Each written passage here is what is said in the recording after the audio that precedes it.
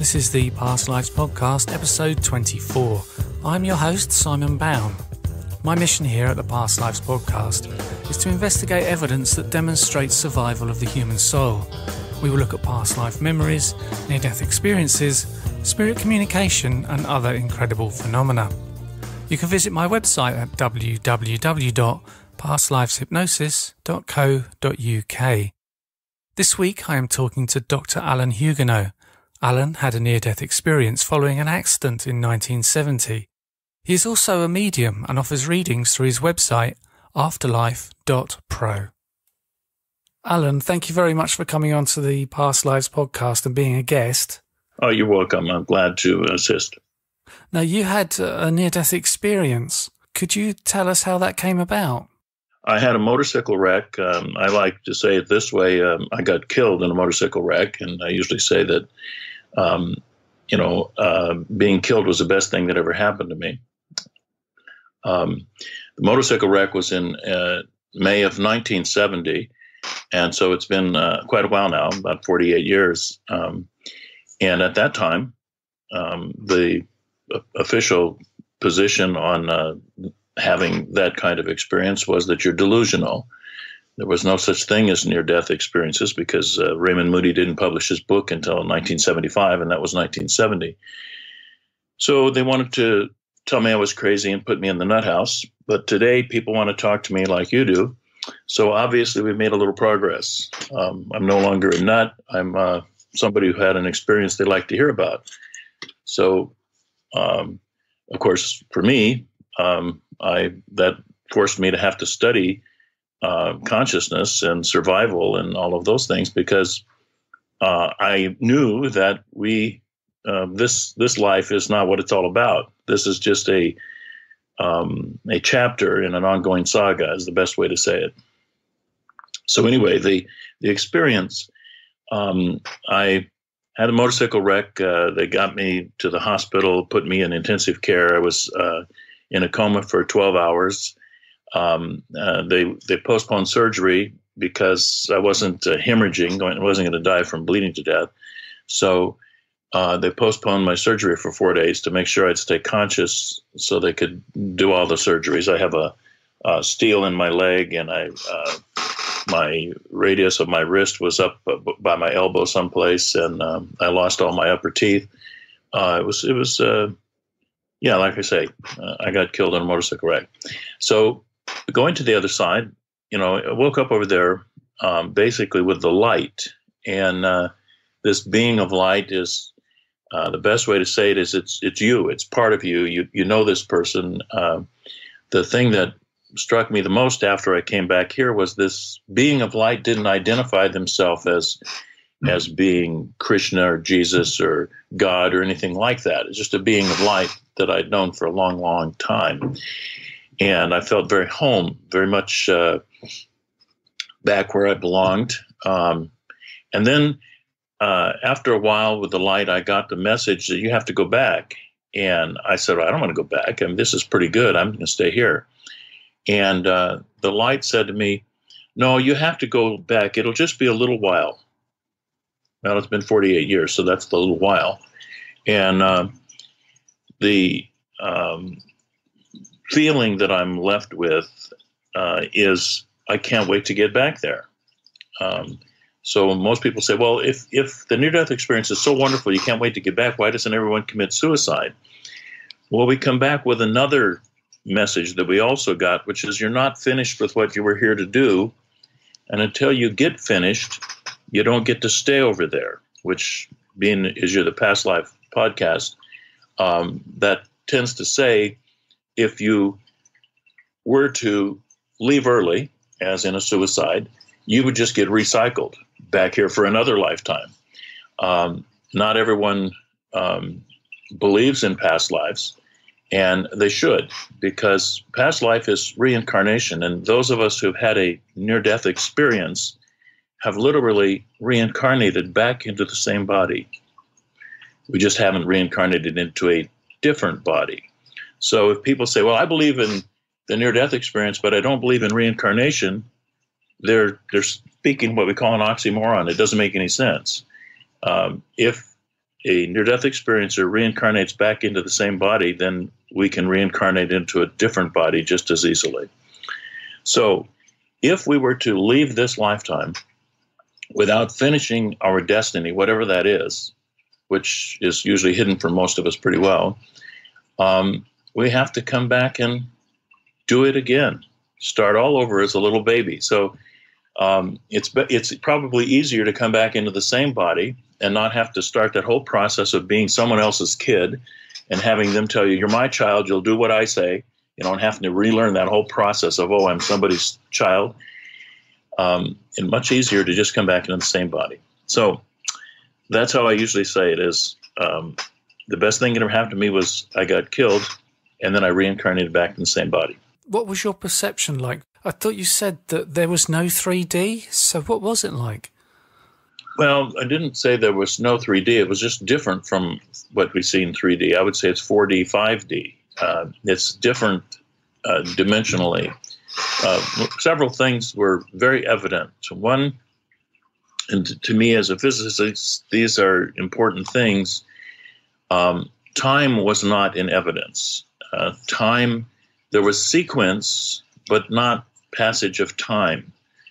And time is very much E equals mc squared. Time is very much, the c square is the speed of light in that equation, that Einstein's equation. Time is very important in our space-time continuum in which we live here. But quantum physics has shown us that time is a illusion and space is an illusion. There is no separation. And so when you're there on the other side with the light, while you still have individuation, identity as I'm me and the light's the light, but I'm part of the light. And we're not separate, except I do have this identity. And that seems to agree with everything else I've studied about consciousness survival, that we survive as an individual. And that was only in evidence to me between me and the light. Okay, I didn't see any other individuals while I was over there. I was a young person, 21 years old. I did have a grandmother who'd passed on, but I didn't happen to see her. A lot of people who have near-death experiences see other people that they know during the experience. I didn't happen to see any of those people. Time was not in existence. Space was not a concept the way we have it here. It was still there. And I have it from good sources on the other side that space still exists in a way and physical still exists in a way on that side. My own experience of it was that it was, you just weren't separate. I had injuries. I was, in the hospital. I was in a coma. And I had the feeling of being nurtured, of being held in, like a babe in arms, being held and nurtured and healed by what I was experiencing on that side. So if I went there without having a traumatic experience making me go there, I might have had a different experience of it. So what I came back with is I know that when we're out of our body, we still exist. And I know that we exist there as a unity, even though we still individuate. And when you returned, was it quite traumatic? Yes, most of near-death experiencers say, and this is almost typical what they say, and I've been in the International Association for Near-Death Studies for many years, and I've read literally hundreds of near-death experiences. And what they say is, suddenly I was back in my body. That's the most typical phrase. Suddenly I was back in my body. Like all of a sudden they leave the light and bang, they're back in their body. And they never describe how that happens. P.H.M. Atwater and I both have a similar experience of having this very visceral remembrance of coming into the body. And one of the things that both of us saw, I saw candle flames, and she saw sparklers. Like the 4th of July, we have sparklers, little fireworks you hold in your hand, and they sparkle. She saw sparklers, and I saw candles. And Thoth Hermes, 6,000 years ago, said, the soul is encased in flames. And so there must have been somebody having a near-death experience there who could remember coming back in. You come in through this fire. Some of my physicist friends have said, well, that fire and the sparklers and the flames that you saw would be your expanded consciousness annihilating as you came back into this physical reality. That's a nice theory for physicists. It sort of explains it. I'm not sure what the flames are, but it came back in through flames. I remember coming into the body somewhere in the vicinity of the head and then slamming into the whole body, this wham, just, slamming back in. And the feeling I had was pain, not pain from having been in a motorcycle accident, but the pain of existence, the pain of being here, of being physical, of the spirit coming back into the body and having to feel the pain. If you take your thumb and your index finger and you push them together, you're feeling your thumb and you're feeling your finger, but that's really pain. That's just a very light pain that you're feeling. If you push harder, pretty soon it hurts. And everything we do here, even what feels like it's very soft, is pain. And that was overwhelming, the pain of coming back into this physical existence. We don't realize, because we walk around in it every day, how painful it is here. It's just existing is a pain. And when we get older, we begin to notice our knees quit working and things like that. But I'm making a joke there. But this existence is painful. So I remember that very clearly. I mean, I'm 21 years old and have no pains, and your body works pretty well, and yet here was this pain. So this life is filled with that, and I think that pain has to do with lessons, with how we learn things. When you returned to your body, did you find that your perception, your intellect, kind of like your consciousness, was in some way diminished? It's kind of like the physical brain was dumbing down. Absolutely, that's what the flames annihilating. That's our consciousness, our expanded consciousness that we had on that side. Those physicists say that's that consciousness disappearing as you're becoming dumbed down and coming into this existence. Helen, who is a woman I talked to who's been on the other side for a quarter of a century, she often says, well, you're obstructed, you're blocked, you can't see down the pathway. She says, I'm over here, and I'm in a different dimension, and I can see a little farther, but not more than a couple more steps down the pathway than you can. And it's that we're Betty White, Stuart White's wife, who spoke from that side, also said that we're and the book he wrote was called The Obstructed Universe, and she's in an unobstructed universe, is how Betty White says it. She can see things we can't see because we are obstructed. And so one of the things for sure that we are obstructed from knowing is that there is consciousness, survival, and past lives. Those are all blocked from us when we're in this state. When we're in that state, and like I say, when I met up with this being of light, I knew that I'd known this being for eons. This wasn't the first time we'd had a little consultation, and the being was myself. It was me being home. It was somebody I'd known for a very, very long time, much longer than this lifetime. And that felt very natural, coming back here to this life, this physical life, and reflecting back on those feelings. They then seem to me, in our context, to be unnatural. Why did you feel that way? Well, but that is how I felt. and relying on my memory as exactly what I did feel, it felt natural to know that I'd always been. I mean, back here you say, well, how can you prove that you've always been and that you always will be? Well, I can't prove it, but I certainly know it. In the book, The Death Experience, What Is It Like When You Die?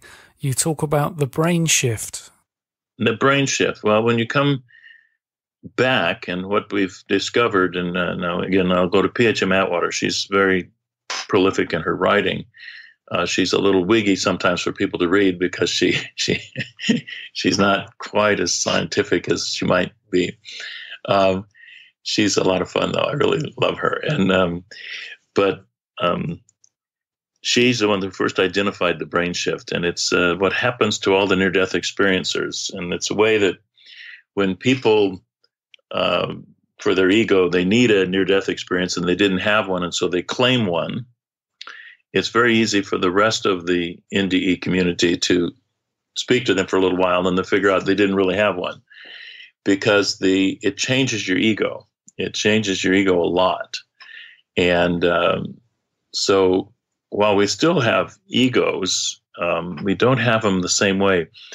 And so this brain shift takes place in the person. They no longer care so much about money, monetary things, success things, status things. They don't. The person who's had the experience, just that doesn't matter to them anymore. Where before the experience, after we've been indoctrinated by our parents, and then finally, forget about the prior lives. About age 7, we move on and get involved in this existence. We're very egotistical. We want to succeed. We want to be on top. We've got I'll call it the Trump problem. That's a good one. We want to be the boss. And the near-death experience people lose that. They're no longer so striving. They know that we're all in this together. There's no getting ahead. Everybody says, well, I try hard in life because I just want to get ahead. Get ahead of what? Get ahead of whom? Get ahead of where? What do you mean get ahead? And everybody wants to get ahead. Well, that's gone for a near-death experiencer. There is no getting ahead. Most of them would just like to get back to the other side. That's the brain shift. You totally change your mind. Now, one of the things I describe, because I gained a lot of awareness. I didn't gain powers. I gained awareness of my powers. Okay, we all have the intuitive ability to do mediumship and psychic work, and we don't all know that. I came back, suddenly I could feel everyone in the room. I'm very empathetic with people. I could feel. I walk into a room and there's all these people, and and I'm feeling everybody's emotions and their thoughts, and so I have to learn to close down. That was one of the hardest things, to learn to close all that off and go ahead and work in. I'm a naval architect, marine engineer. Go ahead and design ships and use Newtonian physics and everything to do all of this that we do here, and work in offices with people and not feel everyone. I had to close down. And so I closed down those feelings. I learned to not pay attention to them. And later, when I neared retirement, I then said, okay, now I can study mediumship and do it scientifically. And I opened those things back up again and use those. The brain shift makes you aware of these things that you already had, but that you had learned to dumb down and turn off in this lifetime. And so that's part of the shift. And when I first came back, I was like, coming into a room and psychically reading everybody in the room, it was just way too much. And first off, you can't talk about those things. You come over to somebody and say, I'm so sorry your sister died. And they say, well, how did you know? So you have to learn not to do that. And so I did. But that shift is very real. And P.H. Atwater has spent a lot of time writing about the brain shift. And that's how we know if somebody had a real near-death experience or not, is if these psychological changes take place in the person. If they're still the egotistical person they were before they invented before they invented their NDE, their near-death experience, the other experiencers can generally tell that right away. So it makes it difficult for someone to fake their near-death experience. And it gets done pretty often these days. That it's like it's become like having a PhD or something. It's it's the entry part for people into the world of metaphysics. And so I had one of those experiences. I don't remember it exactly because I was only 3, and they go on like that. So we have a lot of that. And the way that the other near-death experiencers test someone, if I'll put it that way, is by checking for those changes that happen in the brain shift. And so the brain shift is also, it's like they're enlightened. They've moved on. You think about the past lifetimes, and if your belief is that each lifetime is a series of lessons that we're learning, and that we progress, as Origen would say, we progress into a better position based on what we did in the prior lifetime as our spirit grows and evolves. Having a near-death experience is like starting, it is a reincarnation. It is another lifetime. So we have this piece of growth from the prior lifetime that we've then now inherited and brought into this next lifetime. So if past lives and future lives are steps on a ladder, we moved up one step. It's another way to look at it. So that's what the brain shift is. It's real changes. And these changes don't all occur immediately. Some of these changes show up 5 years later, and things like that with the near-death experiencers. It's an ongoing process of integrating and maturing with the changes that took place. We habitually do what our culture, our family, our people do, and we follow some of those things in a habitual way. A near-death experiencer will come back and think that he still thinks like his political party, and then suddenly one day he'll bump into a phrase or a sentence or a sound bite and say, well, I don't agree with that anymore. But that's the basic part of his culture and his party that he's in. And suddenly he realizes, oh, I don't that's no longer part of me.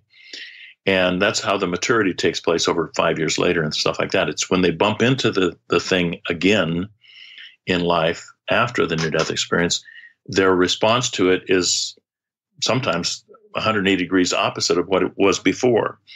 And they go on through life discovering how much they've shifted, which is not necessarily evident to them when they first get back. Did you have life review? I did not have a life review. I was very heavily drugged, I'll say that, on a lot of morphine. And so I didn't, most people, when they talk about their near-death experience, they go up higher up in the room, and then they go down through a dark tunnel, and at the end of the tunnel, there's a light. I just woke up with a light. And I would say that when my memories resumed, we'd already gone through that life review, because we were at the point of me being aware I needed to go back. And the life review has to do with, have you finished? Was it enough? The question that the light is asking most of us is, was it enough?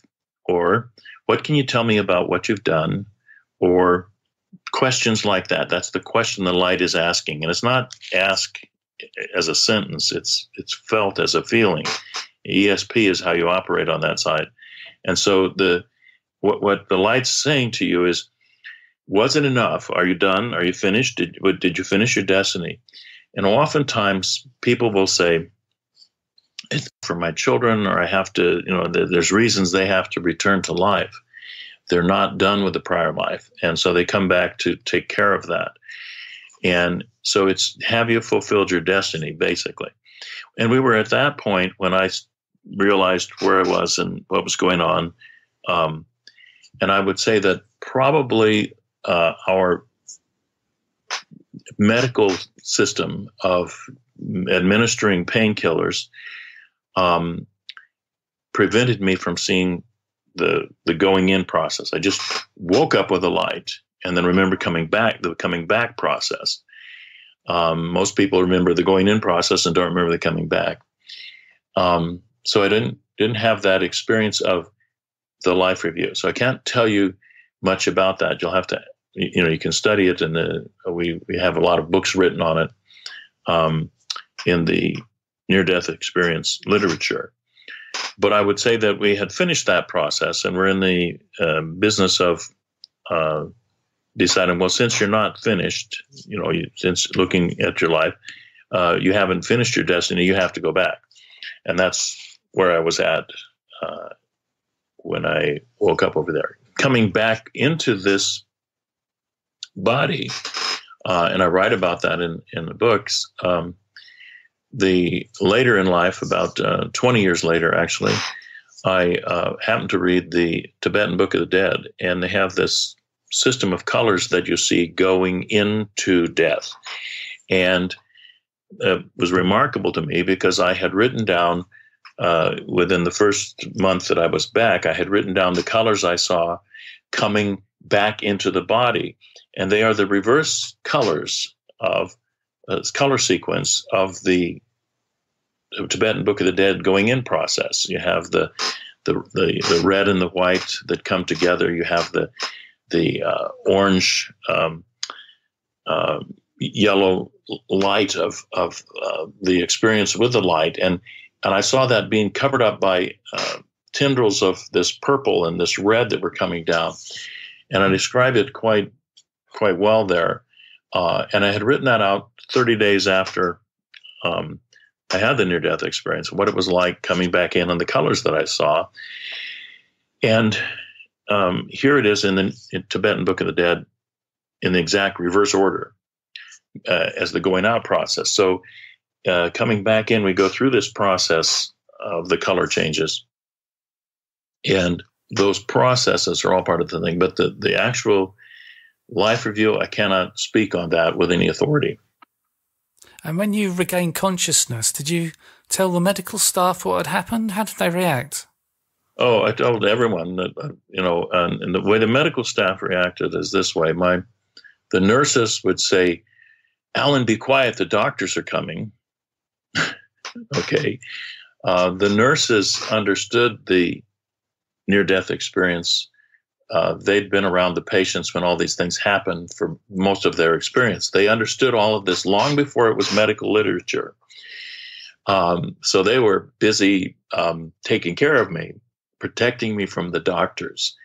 The doctors, their official position was it was a delusion. You couldn't have done that. I mean, the chief psychiatrist of the hospital, he comes to me and he says, "Alan, honestly, what do you think you're Jesus? You died and came back. Give me a break. Wait, that's not real." And I said, "Doctor, I respect your education and your degrees and all of that, but here's what the truth is. I've been to Mexico, and you're telling me Mexico doesn't exist. You're missing an opportunity here to really get into something that's the cutting edge of truth. And just because you don't believe Mexico exists, and I'm telling you I've been there, it's kind of dumb, isn't it?"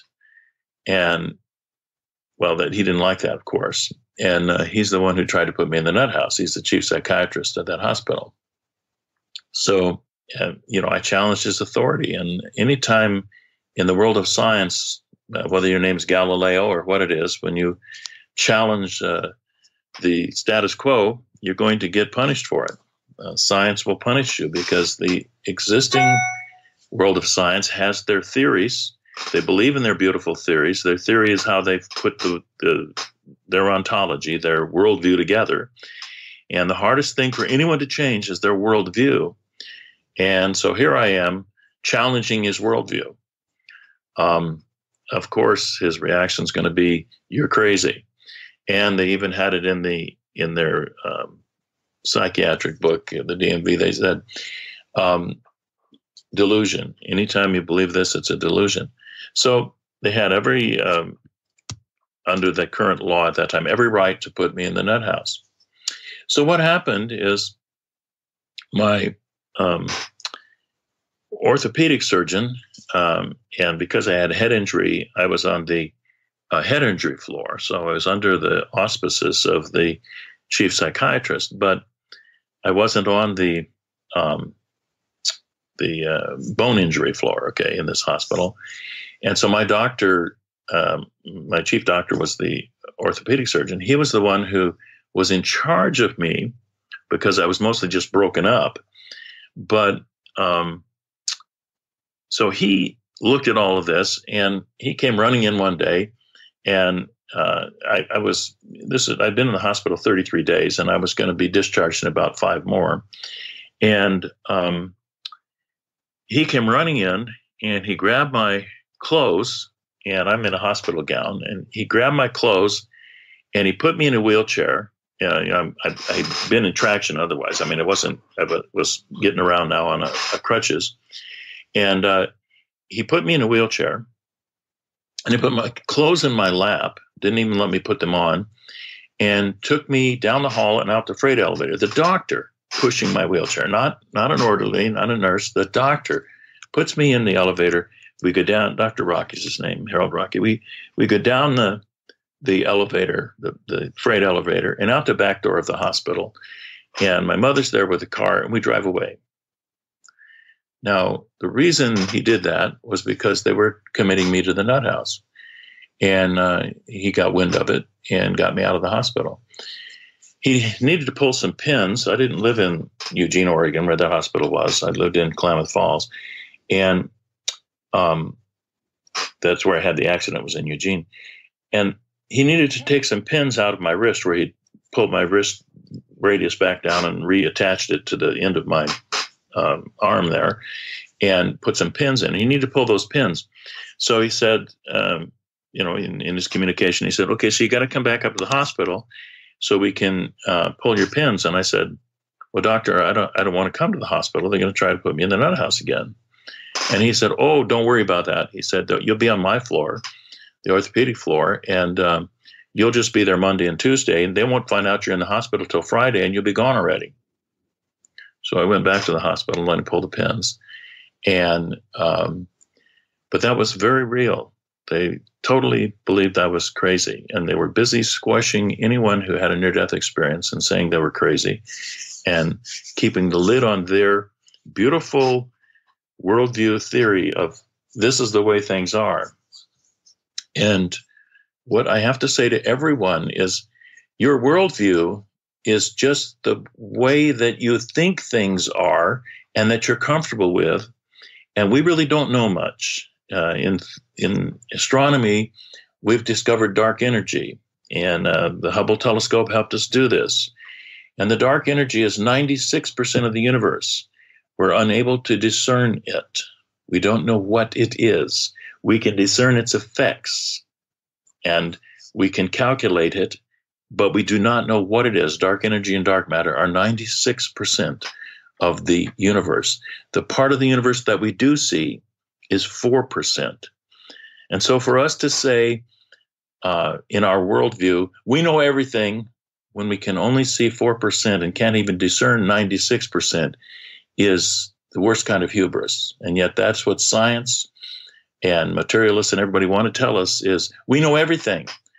No, we don't. And one of the best phrases that I love, and this is Dr. Carl Sagan who says this: "We just don't know." And those are the best words that I can tell you, is we just don't know. And we can't deny evidence thinking that we know, just because it doesn't agree with our particular scientific theory. If we're really scientists, then we realize we don't know 96% of everything. And if we're have the religion of materialism, material science, and that is a religion, it's a belief system, and as I describe belief systems, I call them BS, belief system. And whatever your belief system, whether it's a religion or a science or something else, it's your worldview, it's your belief system, it's your BS. And it's what you wish to believe. And the other people you're talking to have their own BS, and it's different from yours. None of us could possibly have the corner on truth. When in astronomy and physics, we know that science only knows 4%. No one on this earth can have the corner on truth. We all don't know. So therefore, then we have to look at the evidence. We have to say, yes, you've been to Mexico. Mexico does exist. We have to do that way. We have to open our minds to see truth that's out there. And that's the big problem with religion and science. And science, mainstream science, is a religion called materialism. And they need to open up and need to open their mind and realize, and actually it's happening. Consciousness is a big subject now in the whole world. And what Max Planck in 1900, he said, the matrix of the universe is mind. Now, science at that level, at the Max Planck level, at the quantum physics level, they all know that mind is the matrix of reality, that consciousness is what makes up the universe. And that's why Schrodinger, Heisenberg, all these people are studying Hindu metaphysics. They're trying to figure out mind. They're trying to find out, okay, so since mind is how everything happens, since quantum physics requires an observer for anything to precipitate from the wave function into a particle, since it requires an observer, mind, consciousness must be the basic fundamental quality of everything. And so that's become, we know that from quantum physics, and it's coming around. And so as that filters down, a trickle-down effect, or whatever you want to call it, from those minds at the top of the hierarchy down to the normal people, I guess we're going to learn that consciousness and consciousness survival are real things. We have a bunch of scientists who now have signed a manifesto of post-materialist science, and they're the ones that you interview and that you talk to and stuff. And they all believe that consciousness survival is a scientific fact, not a religious idea, a scientific fact. Can they explain it? No, not yet. Will they explain it? Yes. And while we laugh at materialism and say they have promissory materialism, which is that they'll find the answer later of why things are material and not conscious, and they accuse us of the same thing on our side. We're consciousness, promissory consciousness, where we're going to find the answer later. But that's the fact. The only thing that takes in all of the data is that consciousness is basic as a fundamental in the universe. And that takes in all the data, and it works with all the data. Materialism does not work with all the data. They have to push psychics and mediums and everybody out of the picture and say they don't exist in order for their little 3D materialism box to work. And consciousness has definitely become the forefront of scientific investigation. And all those who wish to say, the metaphysical people, and metaphysics just means beyond physics. It doesn't mean religion. It means beyond physics. All of us who work in metaphysics, scientists, and we're having a convention next weekend. I'll be at it. It's the Paranormal Society's having a convention in Petaluma. All of us are studying the cutting edge of where science is going, which is out into that dark energy. And anyone who says, I don't want to study that stuff, I'm throwing out all of those psychic things, is really restricting their work and their viewpoint into the old, lost, no longer works materialism, and they're going to miss the gold rush that's going on in science as we move into consciousness. And so those scientists who are holding back and being skeptics and saying, I know better, when they don't know better, are missing the boat. They're absolutely missing the boat. They're going to be standing on the dock and the ship will have sailed. And those who are into the paranormal, who are studying this, we realize that the paranormal is normal and that materialism is the one that's weird. Well, a lot of the materialist scientists seems to believe that unproven is the same as disproven. No, it's not.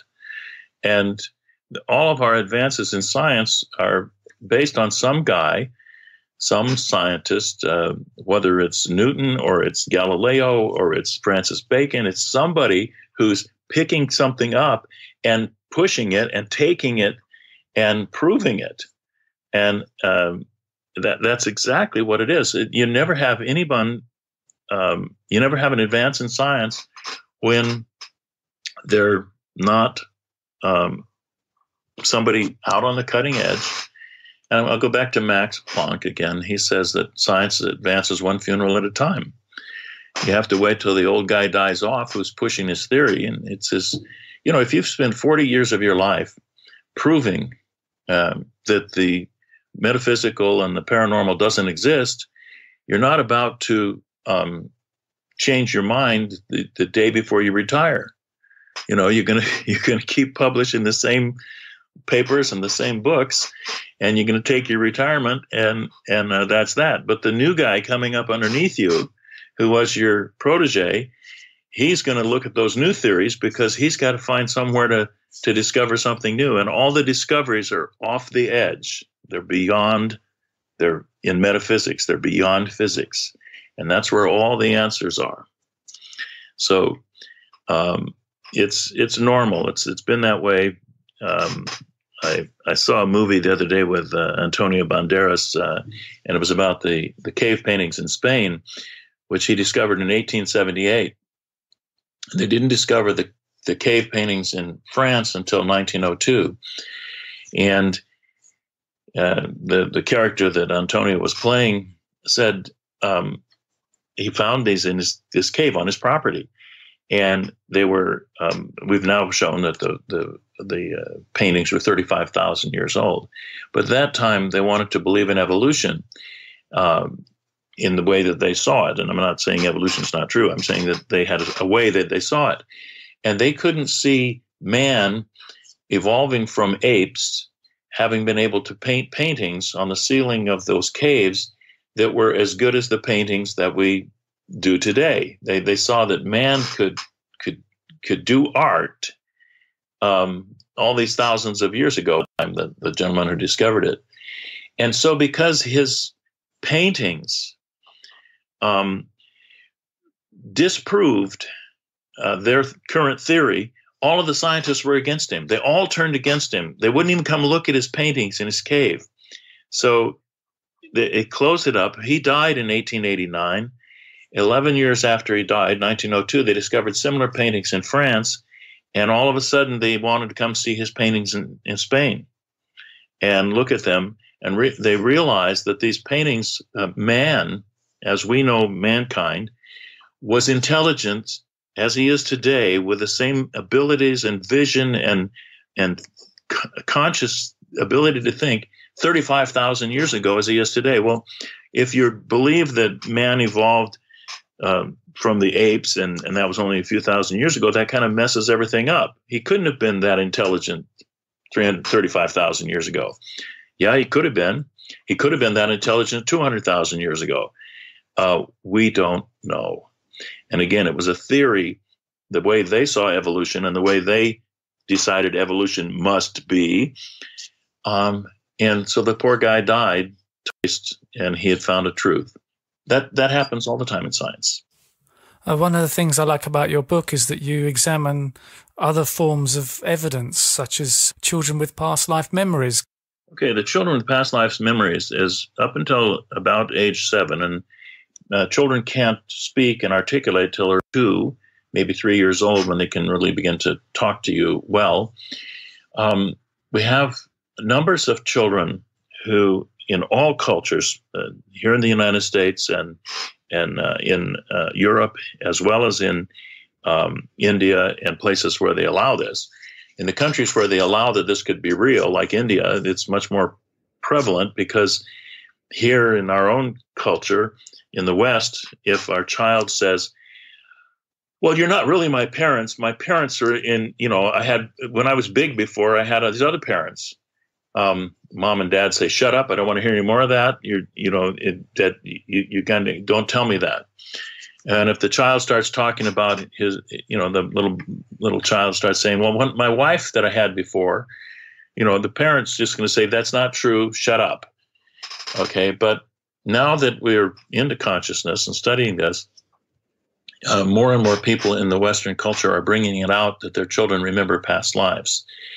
And we have one of the really fun ones is in Sweden. There's a girl, I'm trying to remember her name, but she remembers being Anne Frank. And most people know who Anne Frank is in Holland. Well, her parents didn't know who Anne Frank was. And this girl was born in the late 50s, and Anne Frank died in 44, I think. And she remembers being Anne Frank. And so that's a pretty popular one. She's kind of fun to hear her talk. Because she has quite a story. But the thing with the children who remember past lives is Ian Stevenson at the University of Virginia, the Carlson, the guy who created Xerox, gave a bunch of money to his department if he would go study children who remember past lives. So he began doing this in the early 1960s. And so he studied over 2,500 cases around the world, flew there. When a child remember a past life, he would go check out all the facts. He used to live in this other town, used to live in that house, and that the child would tell all these things, and then they go investigate. And they found the past lives to be real, the children remembering real things. In many cases, you'd have a 9-year-old girl who remembered, not at 9 when she finally met the other family, but she'd remembered earlier on. She could speak a different dialect in India. She remembered what the house looked like, where it was. When she met her former husband, she knew the pet names to talk to him. He believed that she, the young girl, was his wife again, from the prior life. All that kind of stuff. Stevenson had investigated all these things. And then he died in 2007, and Bruce Grayson took over as the head of that department. And now Jim Tucker is the head of that department at the University of Virginia. And they still study this stuff, and they have thousands of these cases. In many cases, when the child remembers a past life, Stevenson also would take pictures. If the child died by getting a bullet wound, they might have a mark on their body at the same place where they got the bullet wound in the prior life. He took a lot of pictures of these physical evidence in the new child of what had happened in the past life, where they're deformed, or they have, and they remembered this prior life.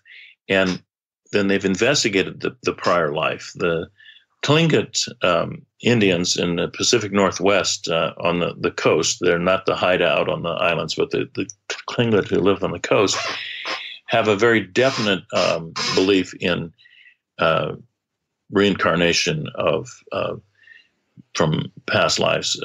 They believe they come back in their own family. And so when they're about to die, they'll say, I'm going to come back as your son, or, this is the uncle dying. He's saying, I'm going to come back as your son.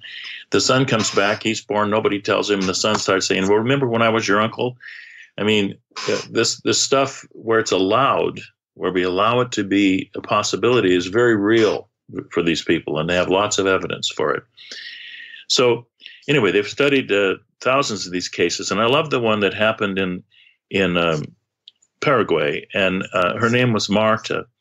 And Marta, the story is that the first woman fell in love with a guy, and her father wouldn't let her marry the guy. So the guy committed suicide. So she deliberately contracted tuberculosis so she could die. And before she died, she told her friend, "I will come back as your daughter." And she died. 10 months later, the friend had a daughter, and the parents had decided, because they were scientific people, had decided to treat it with single blind conditions. They never told the daughter anything.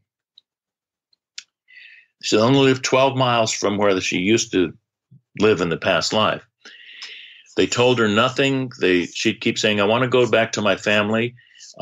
She'd say all kinds of things as she grew up, and they wrote them all down, and they kept it in single blind conditions until she was 12 years old. And then they finally took her to visit the former family. The last time that Ian Stevenson visited with her was in 1972, and she was 54 years old then, the girl who remembered that childhood. She still remembered it at age 54. Most children begin to forget after age 7 their experiences this way. But those past life experiences prove that we reincarnate. They're very, we have lots and lots of evidence, tons of very good evidence where children remember a dialect and can speak it. One where I'm trying to remember her name. I can't remember her name right now, but she's coming up on the railroad, to the railroad platform, to the town where she says she was from. She's never been there before. She sees her aunt and her uncle from the prior life standing on the platform and says their names from the train. She gets off the train, she runs to them and starts talking in their dialect. And she's never been here before. These are pretty spectacular things that Ian Stevenson has written about. And if you haven't read his books, get his books and read these stories that I'm talking about. They will really, they won't convince a skeptic, because you can't convince a skeptic, but they will provide reassurance for those of us who aren't skeptical about this. Reincarnation was part of Christianity, wasn't it, before it was removed? Absolutely. The Christian bishop Origen in the year 200 AD at Alexandria, and Clement, who was the bishop before him, write extensively on reincarnation as part of Christianity. And it was Justinian, the emperor, not the pope, Justinian, who called the council in 553 AD, the Second Ecumenical Council at Constantinople, but the Fifth Ecumenical Council in 553 AD. He called that thing, and Avilius, the Pope, wouldn't even attend it, and he was in Constantinople, but he wouldn't attend because he said it's a travesty. The bishops wouldn't even give the emperor what he wanted, which was to approve what's called the anathema against Origen, which basically said you can't believe in reincarnation. They never approved it. It's not in the minutes of the Ecumenical Council. They never approved this thing that Justinian wanted. But Justinian left the council telling everyone that he'd got it passed and approved. And basically it said that if you believe in reincarnation, you're a heretic. The bishops never passed that. Justinian used it to go around using the Roman armies to kill everybody that believed in reincarnation. So, it's sort of advancing the Catholic Church's received position using the sword. And that's after 553 AD, and you can read about all this, you can study all this. You're not going to hear it from the Pope, Uh, but you can study all this. It's the truth. It's all part of history. And so they got rid of believing in reincarnation at that point. Now, in the in the what we today call Turkey, the Turkish Peninsula, the Christian Church had a different viewpoint. The Patriarch of Constantinople didn't believe in reincarnation, but the rest of the church did, and there was a lot of controversy and a lot of rivalry between Alexandria in Egypt, Constantinople, Istanbul in Turkey, and Rome. Who's going to be the head of the church? And because the Roman bishop had the government of Rome for the Roman Empire right there and was under the thumb of the emperor Justinian or whoever, that bishopric became the head of the Roman Catholic Church. And the Roman Catholics kept going around and telling the people in Constantinople or at Alexandria how they were supposed to believe. It was Roman Christians who burned the library several times, burned the library at Alexandria, and tried to break up the university there. The University at Alexandria understood the precession of the equinox, which is the wobble that's in our Earth. Our Earth is on an axis, and it wobbles in about 24,000 years. It wobbles like a if you have a top, a child's top, a little toy that they play with, it'll wobble on top before it falls over.